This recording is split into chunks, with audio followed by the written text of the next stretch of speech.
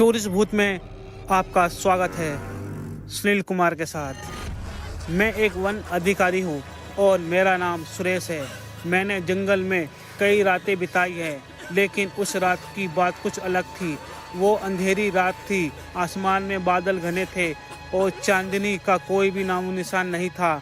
मैं अपनी जीप से जंगल के गहरे हिस्से की ओर बढ़ रहा था। जंगल का रास्ता बेहद खतरनाक और कठिन था, लेकिन मुझे आदत हो चुकी थी। वो क्षेत्र काला वन के नाम से जाना जाता था। लोगों में इस जंगल के बारे में कई किस्से कहानियाँ सुनाई थी। कहते हैं इस जंगल में जो भी घुसता है वो कभी लौटकर वापस नहीं आता। मुझे उन कहानियों पर विश्वास नहीं हो रहा था, लेकिन उस रात मुझे उन कहानियों की सच्चाई के बारे में पता चला और एहसास भी हुआ। जब मैं जंगल के अंदर बहुत अंदर गहरे तक चला गया तो मेरी जीप अचानक रुक गई। मैंने इंजन चेक किया, लेकिन कोई समस्या नजर नहीं आई। तभी अचानक चारों ओर सन्नाटा सा छा गया। हवा की सरसराहट भी थम गई। मुझे ऐसा लगा जैसे कोई मुझे देख रहा हो। मैंने अपनी टॉर्च निकाली और चारों ओर देखने लगा, लेकिन कुछ नहीं दिखाई दिया। थोड़ी देर में मैंने जीप को फिर से स्टार्ट करने की कोशिश की और यही चमत्कार रूप से चालू हो गई। मैंने राहत की सांस ली और आगे बढ़ने लगा, लेकिन कुछ ही दूरी पर मुझे एक अजीब सी आवाज़ सुनाई दी। ऐसा लग रहा था जैसे कोई रो रहा हो। मैंने जीप रोकी और आवाज़ की दिशा में चलना शुरू किया। जंगल में रात के समय आवाज़ें बहुत साफ सुनाई देती थी। मैं इस आवाज़ का पीछा करते हुए एक पुराने टूटे फूटे घर के पास पहुंचा। ये घर जंगल के बीचों बीच था और काफ़ी पुराना सा लग रहा था। मैंने टॉर्च की रोशनी में उस घर की ओर नज़र डाली और देखा कि दरवाज़ा खुला था। मेरे मन में अजीब सा भय उत्पन्न हो गया, लेकिन मैं अंदर चला गया। घर के अंदर घुसते ही मुझे एक ठंड का एहसास हुआ। ऐसा लगा कि कोई अदृश्य शक्ति मुझे अंदर ढकेल रही हो। अंदर बहुत ज़्यादा अंधेरा था, लेकिन टॉर्च की रोशनी में मैंने देखा कि घर के अंदर कई पुराने टूटी फूटी तस्वीर टंगी हुई थी। तस्वीरों में एक ही परिवार के सदस्य नजर आ रहे थे। उनके चेहरे पर एक अजीब सी उदासी थी। तभी मुझे फिर से वो रोने की आवाज़ सुनाई दी। मैंने टॉर्च की रोशनी में आवाज़ की दिशा में रोशनी डाली और देखा कि एक कमरे में एक महिला बैठी हुई थी। उसकी साड़ी पुरानी और फटी हुई थी। उसके बाल बिखरे हुए थे। उसने अपने चेहरे अपने हाथों से छुपा रखा था और जोर जोर से रो रही थी। मैंने एहसास किया और हिम्मत जुटा के उससे पूछा, आप कौन हैं और यहाँ क्या कर रही है? वो महिला एकदम चुप हो गई और धीरे धीरे अपना चेहरा ऊपर उठाया। उसके चेहरे पर भयानक घाव थे, बहुत ज़्यादा गंभीर घाव थे, चोट के निशान थे और उसकी आंखें खून से लाल थी। मैंने पीछे हटने की कोशिश की, लेकिन मेरे पैर जैसे ज़मीन में धंस गए। वो हिल ही नहीं पा रहे थे। वो महिला खड़ी हो गई और मेरे पास आने लगी। मेरे दिल की धड़कन तेज हो गई और मैंने किसी तरह खुद को संभालते हुए वहाँ से भागने की कोशिश की, लेकिन तभी दरवाज़ा अपने आप बंद हो गया और घर के अंधेरे में मैं छिप कर रह गया। मैंने अपनी टॉर्च बंद कर दी और चारों ओर देखने लगा, लेकिन कुछ नहीं दिखाई दे रहा था। तभी मुझे एहसास हुआ कि कोई मेरे पीछे खड़ा है। मैंने धीरे धीरे पीछे मुड़कर देखा और पाया कि वो महिला ठीक मेरे पीछे खड़ी थी। उसकी आंखों में नफरत और दर्द की झलक थी। वो बोली, तुम्हें यहाँ नहीं आना चाहिए था। अब तुम्हारा भी वही हाल होगा जो मेरे परिवार का हुआ था। मैंने हिम्मत जुटाकर पूछा, तुम्हारे परिवार के साथ क्या हुआ था? वो महिला बोली, हमारे परिवार को इस जंगल की आत्माओं ने मार डाला। अब हम भी इस जंगल का हिस्सा है और अब तुम भी हो जाओगे। इतना कहकर वो अचानक गायब हो गई और घर के अंदर का माहौल और भी भयानक हो गया। मैं किसी तरह से दरवाजे खोलने की कोशिश करता रहा, लेकिन दरवाज़ा जैसे खुलने का नाम ही नहीं ले रहा था। तभी मुझे अपने पीछे कुछ सरसरित सुनाई दी। मैंने पीछे मुड़कर देखा और पाया कि वो महिला अब अपने असली रूप में थी। उसका शरीर अब पूरी तरह से सड़ चुका था। बहुत गंध आ रही थी और उसकी आंखें पूरी तरीके से सफ़ेद हो गई थी। उसने अपने हाथ बढ़ाया और मेरी ओर बढ़ने लगी। मैंने अपनी पूरी ताकत लगाई और दरवाज़ा तोड़कर बाहर भागा। बाहर निकलते ही मैंने देखा कि जंगल की हरियाली अचानक सूख गई थी और आसमान में काले बादल छा गए थे। मैंने जीप की ओर दौड़ लगाई और किसी तरह से उसमें बैठकर इंजन को स्टार्ट किया। जीप स्टार्ट होते ही मैं तुरंत वहां से निकलने की कोशिश की, लेकिन जंगल के रास्ते में कई अजीबोगरीब आवाज़ें सुनाई दी, लेकिन मैंने उन्हें नज़रअंदाज किया और जीप की रफ्तार और बढ़ा दी। जब मैं जंगल से बाहर निकला तो मुझे महसूस हुआ कि मेरी जेब में कुछ रखा है। मैंने जेब में हाथ डाला और देखा कि वो एक पुराना लॉकेट था। उस लॉकेट में उस महिला की तस्वीर थी जिसे मैंने घर में देखा था।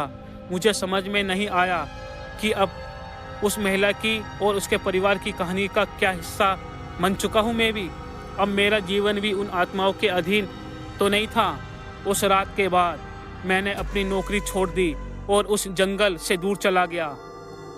लेकिन वो भयानक रात और वो आत्माएं हमेशा मेरे सपनों में आती रहती है।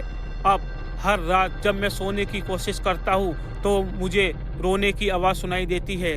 शायद मैं भी अब उस जंगल का हिस्सा बन चुका था, भले ही मैं वहाँ से बचकर निकल आया हूँ।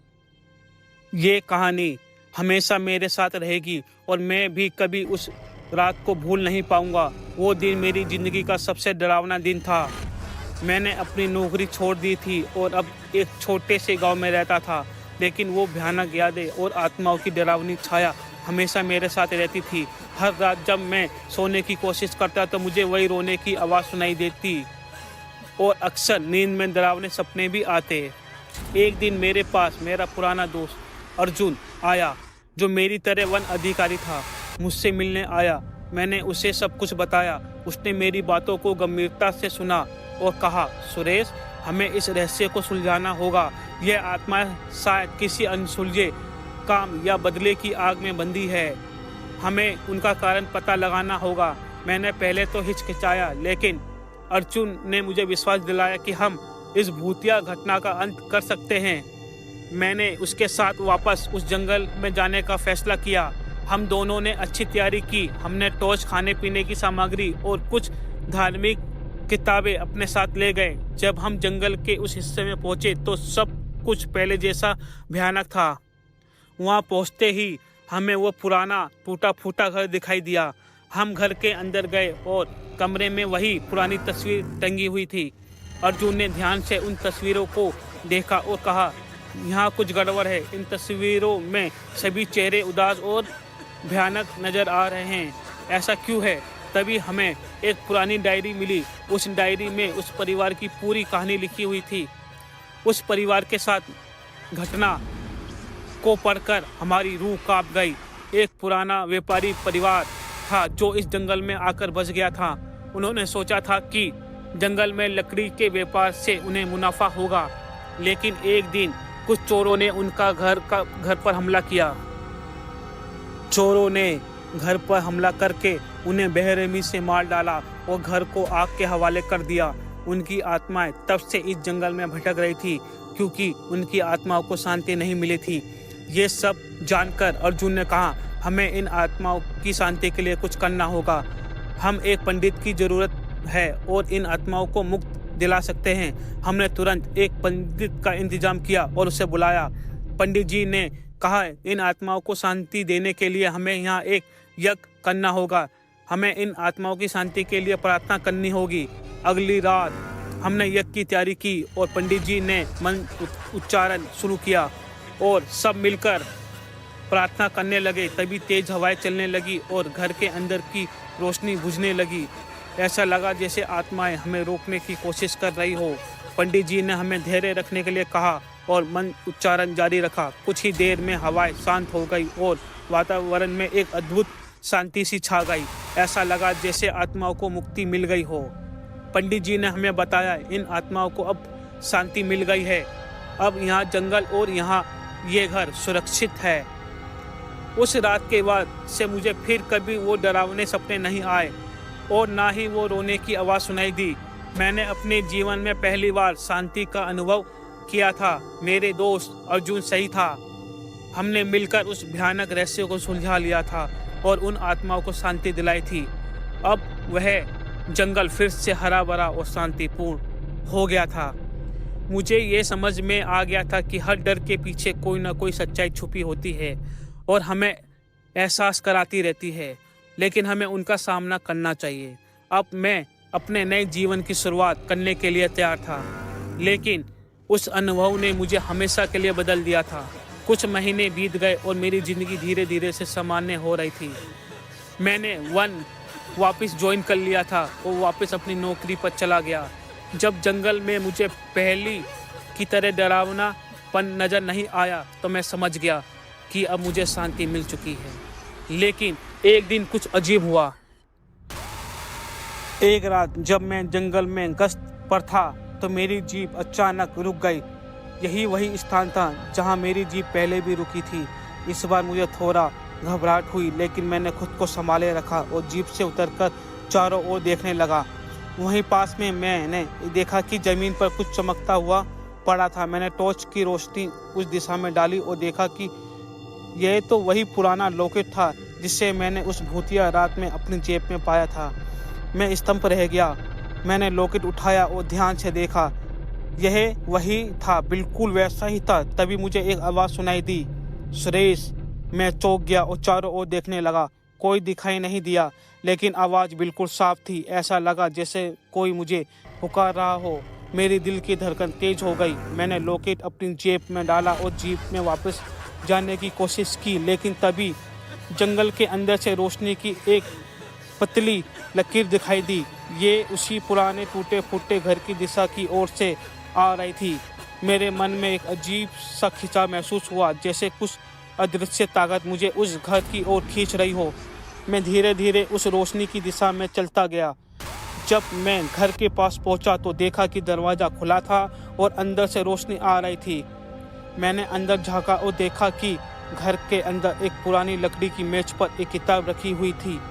यही वो डायरी थी जो हमने पहले पाई थी। मैंने उसे उठाया और पन्ने पलटने लगा। तभी अचानक पन्नों में एक पुरानी तस्वीर गिर गई। उस तस्वीर में वही महिला और उसका पूरा परिवार था, लेकिन इस बार उनके चेहरे पर मुस्कान थी। तभी मेरे सामने एक धुंधली आकृति प्रकट हुई। वो वही महिला थी, लेकिन इस बार उसके चेहरे पर एक शांति थी, एक चमक थी।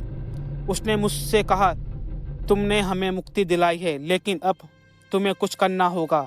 हमारे परिवार का एक और सदस्य है जो अब भी इस जंगल में भटक रहा है, उसे भी शांति चाहिए। फिर मैंने पूछा, कौन है वो और उसे कैसे शांति दिला सकता हूँ। वो बोली, वो मेरा बेटा है। उसे इस जंगल में मार दिया था और उसकी आत्मा आज भी यहीं भटक रही है। तुम्हें उसे ढूंढना होगा और उसकी आत्मा को मुक्त करना होगा। मैंने हिम्मत जुटाई और वादा भी कर दिया कि मैं उसके मदद करूँगा। उसने मुझे धन्यवाद कहा और धीरे धीरे गायब हो गई। अगले कुछ दिनों तक मैं और अर्जुन जंगल में उसके बेटे की आत्मा की खोज में जुट गए। हर कोने की तलाशी ली, लेकिन कुछ नहीं मिला। एक रात जब हम थक कर घर लौट रहे थे तो अचानक हमें जंगल के गहरे हिस्से में एक बच्चे की रोने की आवाज़ सुनाई दी। हमें उस दिशा की ओर हम भागे और देखा कि एक छोटा सा बच्चे की आत्मा वहाँ भटक रही थी। बहुत डरा हुआ था वो बच्चा।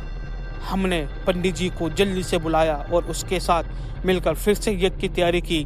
पंडित जी ने मंत्र उच्चारण शुरू किया और हमने प्रार्थना की। थोड़ी देर के बाद बच्चे की आत्मा ने हमें धन्यवाद दिया और धीरे धीरे वो भी आत्मा गायब हो गई। उस रात के बाद पूरी जंगल में शांति छा गई। आत्माओं को शांति मिल चुकी थी और अब वो जंगल भूतिया नहीं था। लेकिन कहानी यहीं ख़त्म नहीं हुई। कुछ दिनों के बाद मुझे अपनी जेब में फिर से वही लॉकेट मिला। इस बार उसमें एक नई तस्वीर थी। तस्वीर मेरे और अर्जुन की थी और हमारे चेहरे पर मुस्कान थी, जो उस परिवार के चेहरे पर भी थी।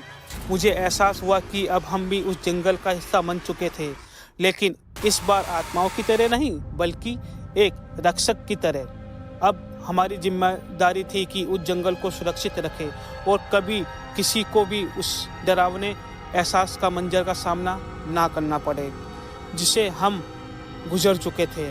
वो जंगल अब मेरा घर बन चुका था और मैं उसकी हरियाली और शांति को सामान्य रखने के लिए तत्पर था। अब मुझे किसी की डरावनी आवाज़ नहीं सुनाई दी, और ना ही किसी से डर लगता था, क्योंकि मैं जानता था ये आत्मा अब मेरी दोस्त है। अगर आपको वीडियो अच्छी लगी है तो इस वीडियो पर एक लाइक ज़रूर कीजिए, साथ में कमेंट भी कीजिए और अपने दोस्तों के साथ शेयर भी करना। और हाँ, चैनल को सब्सक्राइब भी कर देना ताकि हमारी नेक्स्ट वीडियो की नोटिफिकेशन आपको मिल सके। तब तक टाटा, बाय बाय, सायोनारा। फिर मिलते हैं।